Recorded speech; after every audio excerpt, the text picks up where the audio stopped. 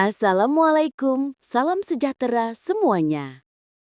Hari ini kita akan membahas sebuah kisah yang viral di media sosial. Kisah seorang istri, perjuangan dan pengorbanan, kemudian sebuah perceraian yang justru terjadi di saat sang suami mendapatkan status stabil sebagai pegawai PPPK. Saya berbicara tentang Melda Savitri dari Aceh Singkil.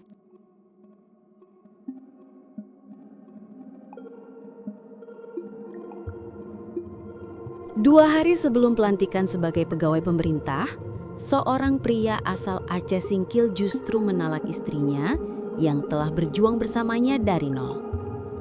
Namanya Melda Savitri, 33 tahun, ibu dua anak yang kini viral di seluruh Indonesia. Kisahnya bukan sekedar drama rumah tangga, tapi cermin tentang bagaimana status kepegawaian, ekonomi, dan ego bisa menghancurkan hubungan yang dibangun dengan pengorbanan.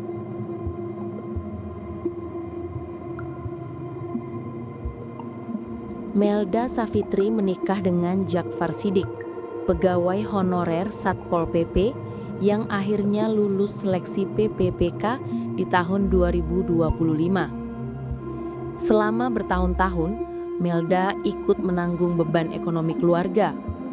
Ia berjualan cabai di pasar, bahkan menyisihkan hasil jualannya untuk membelikan baju dinas korpri bagi sang suami, tanda persiapan menuju pelantikan ASN. Namun, 2 hari sebelum SK pelantikan diserahkan, Melda justru menerima kenyataan pahit.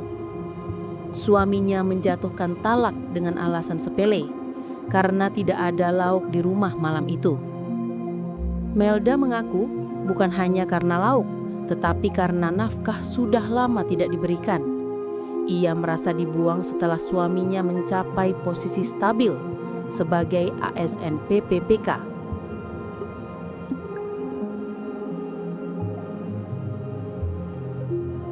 Di sisi lain, Jakfar Siddiq memberikan klarifikasi.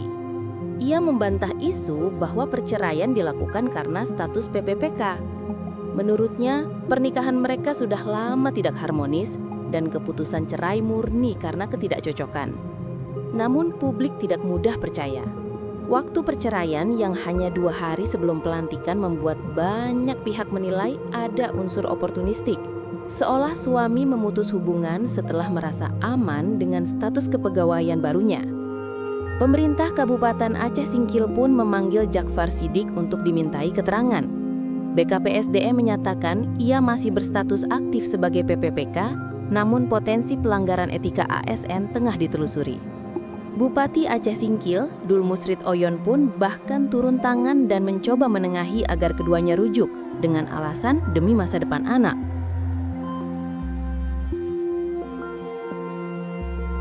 Meski ada upaya damai, Melda Savitri menolak untuk rujuk. Ia menyatakan sudah mantap berpisah karena merasa harga dirinya telah diinjak. Setelah kisahnya viral, dukungan publik datang dari berbagai arah.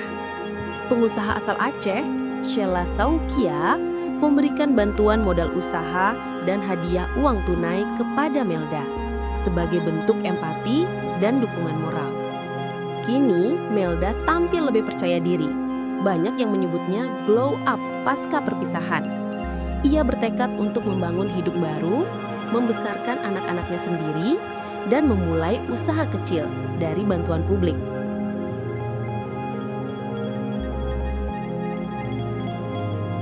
Kasus ini mengungkap sisi gelap dinamika rumah tangga di tengah perubahan ekonomi. Banyak pakar menilai bahwa status PPPK atau ASN bisa menjadi katalis, mempercepat retaknya relasi yang sebenarnya sudah rapuh. Dalam konteks budaya patriarki, kesuksesan finansial istri atau dukungan ekonominya sering dianggap mengancam ego suami.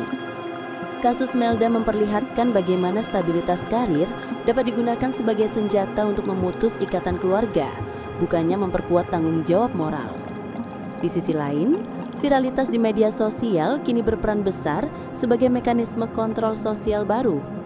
Menekan institusi untuk menegakkan etika ASN, bahkan ketika hukum formal belum berjalan.